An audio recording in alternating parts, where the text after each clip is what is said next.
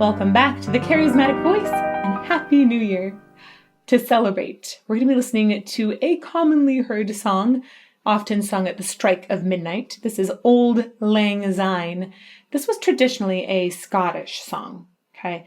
And the words were sort of reassembled by Robert Burns. So the poetry is sometimes attributed to him.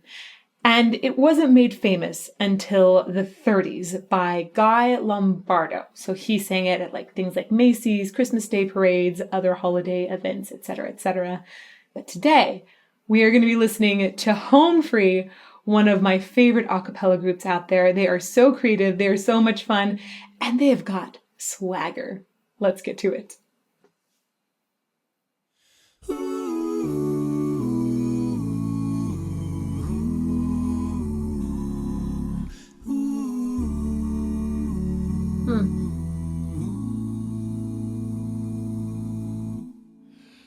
Should old acquaintance be forgot and never brought to mind? Should old acquaintance be forgot and days of Auld Lang Syne? I have so many questions already. First of all, if you guys have been around the channel for very long, you know that oohs are so good in a cappella music for reeling your audience in. So kudos to that arranger once again. Hey-o, great job. Way to bring us into your sphere. Love that. Loved those immediate harmonies too. It was cool to hear Tim start. So Tim is the bass of the group, Tim Faust. Ooh, let's see if we can go back and maybe catch, ha-ha! We have it. All 5 guys here, we're going to name them off.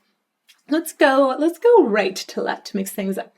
So you have Austin there on the far right, and then you have Rob, and then you have Tim in the middle. He was the one that was leading us off there with solo, but he normally sings very bassy bass.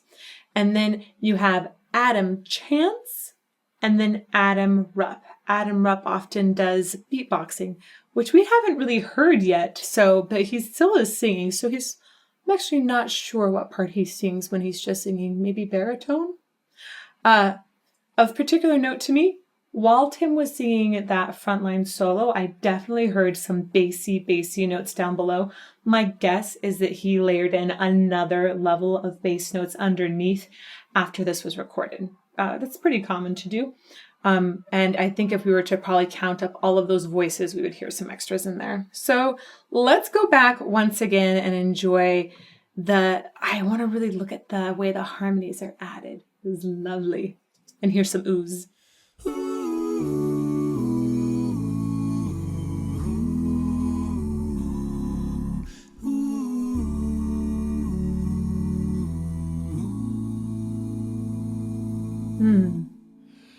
Should old acquaintance be forgot and never brought to mind?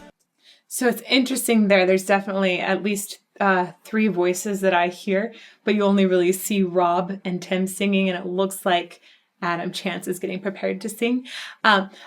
But one of the other things I want to point out here is they're using essentially some country styling right away, which makes sense because they're home free. But the way that their runs are here, it reminds me a little bit of Rascal Flatts. And I love this when they do it together, when they do those runs together. I love the coordination that happens.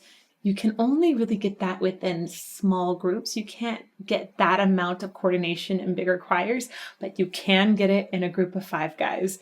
And I love hearing harmonies with those runs. So let's go back just a little bit and hear again. Never brought to mind, should old acquaintance be forgot and days of Auld Lang Syne.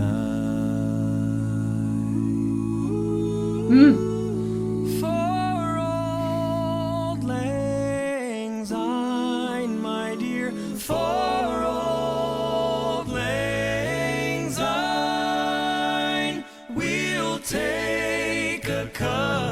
of kindness yet for Auld Lang Syne. And here's a hand. I am hoping we get to hear each of them really break out in solos here. So we just had Austin singing like this really almost like he has a very light tenor voice is what I call it. I love the twang that each of them has and the way that they match that. That's part of why they can harmonize together. If one person had it and one person didn't, it wouldn't work. Their vowels would not line up. So maybe one of them speaks with less twang normally, but they might need to modify those vowels to really get that harmonization just locked in place. But this is Austin. Take a cup of Let's go back. Lang Syne. We'll take a cup of kindness yet for Auld Lang Syne. So this is interesting. You see this approach. I wonder if they sang maybe some of the backup harmonies all together in this circle around. Sometimes it can be very useful to take that and get the group impression of that before doing any finicking in post. But maybe they sang their solos. Wait, where's a solo pick of Austin? Right there. So this looks like a different kind of mic setup. So I wouldn't be surprised if they recorded backings separately from solo. A lot of times people will record backings and a cappella groups actually separate from each other because that's a lot easier to edit. You don't have to worry about other sounds. You just have the one voice at a time. But sometimes having them in that like horseshoe kind of shape around a mic, that can really help them sync up together even better. So it might be either way, but it definitely looks like they had a different sort of setup for the solos, which will also bring each of the soloists closer to the mic and it'll help their voice pop a little bit more within that texture. Let's go from here. Auld Lang Syne, my dear. Yeah, definitely a different setup. A different microphone too. Lang Syne. We'll take a cup of kindness yet for Auld Lang Syne. And here's a hand, my trusty friend, that gives a hand to thine. We'll take a cup of kindness yet for Auld Lang Syne. So that was Rob for you, taking that lead. He also sings a lot of tenor. I think I've heard him in multiple parts. These guys actually can probably all sing a lot of different parts. But one of the things I like about Rob's voice, the timbre of it, it just feels, it feels confident but reliable.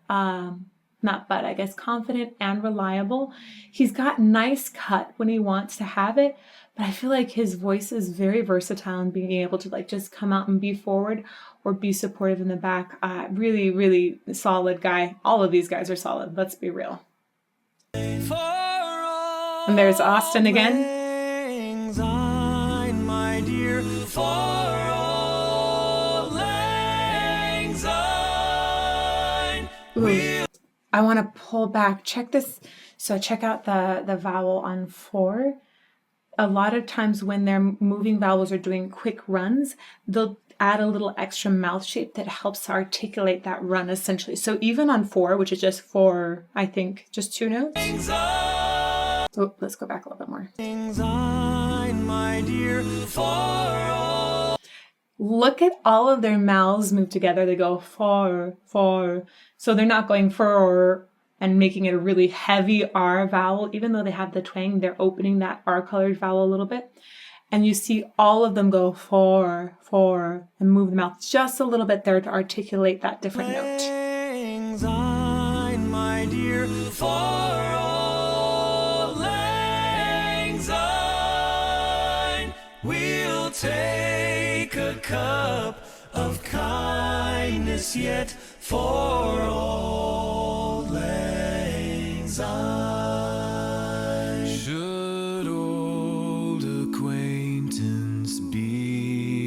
forgot and never brought to mind.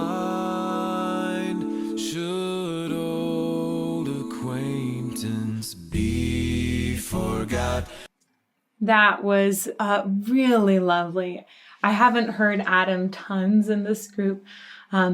His voice has like it feels homey. Can I say that about home free? Homey. It has like more of a deeper sound to it, so a deeper timbre, which makes sense because he often is on the lower parts as well. I believe that I've heard that sometimes him and Tim will switch off bass in live concerts. Would love to see that personally. That's really cool. So I think it was really wonderful to hear also some resonance in his voice. He doesn't have as much of that boom resonance as Tim, and that's really what I feel like how I would notice the difference between maybe a bass and a baritone. While they both can sing both parts, Tim's voice has more of that boom to it, which makes you think like, oh, he's super, super bass. But Adam's voice has a little more friendliness to it, is a way to put it, that makes him feel a little bit more like a baritone. But then again, like still, just saying, both of these guys can sing all kinds of parts. They're not stuck in one.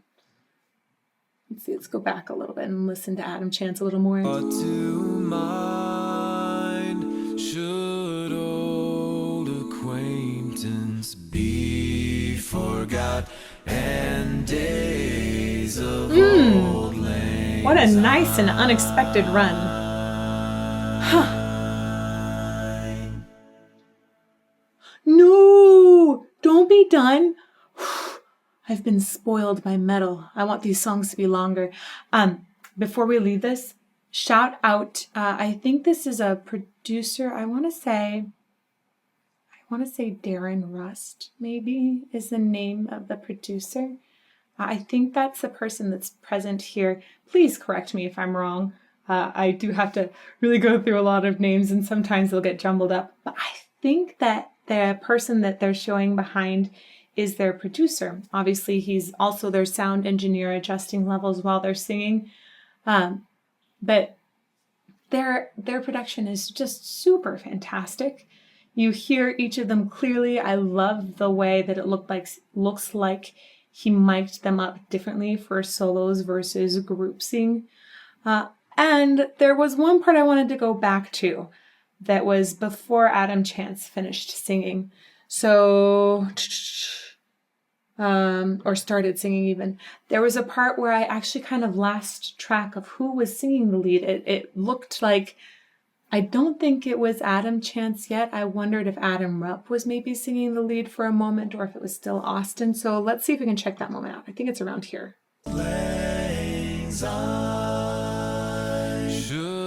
Oh, no, before.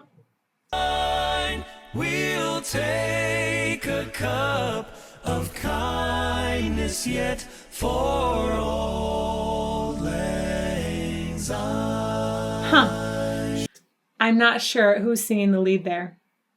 I don't think it's Tim. I don't think it's Adam. It might have been Rob. Not sure.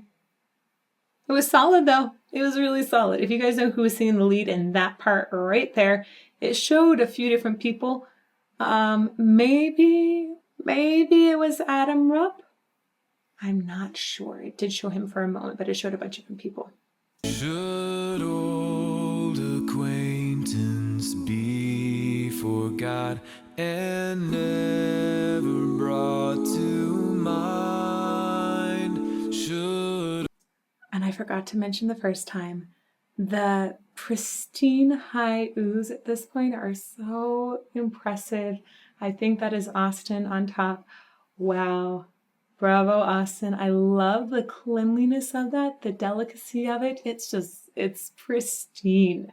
Should old acquaintance be forgot and days of Auld Lang Syne.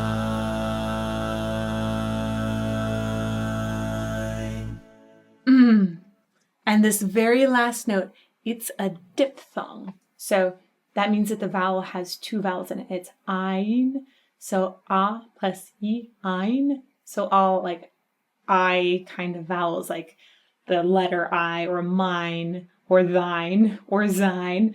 All of these are diphthongs, meaning that there are two vowels in them. And when you're in a group like this, you have to coordinate when you're going to go to each vowel in order for the parts to sound like they're really tight and together. And they do that here very nicely. Might be one of the reasons why they're standing in that horseshoe shape. It's easier to do, but listen to this beauty. Oops, let's go back a little further. Of Auld Lang Syne.